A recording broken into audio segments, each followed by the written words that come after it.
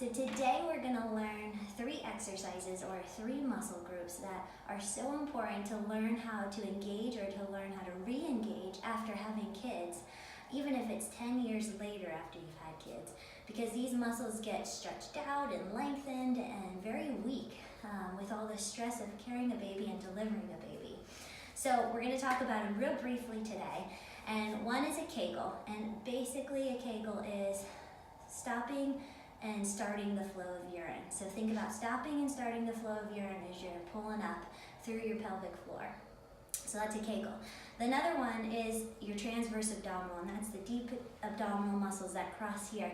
And a way to engage this is to think about pulling your hip bones together, okay?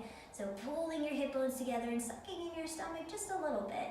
So that's how to engage the transverse abdominals. Another important motion is the pelvic tilt. And the pelvic tilt is basically rocking the pelvis.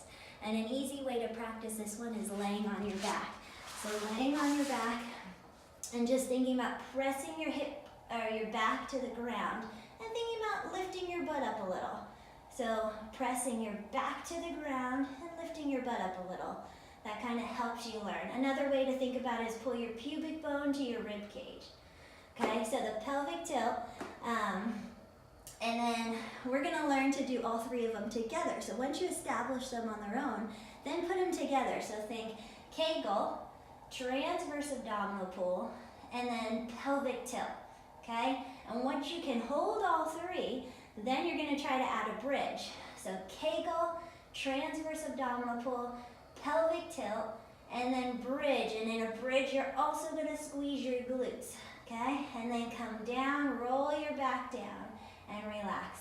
Then think Kegel, transverse abdominal pull, pelvic tilt, bridge, shoulders back, and then roll down. So practice each of those exercises separately, and when you feel like you've gotten it, then practice them together with a bridge or a hip lift position. And you're on your way to starting to strengthen that whole area down there. Have fun.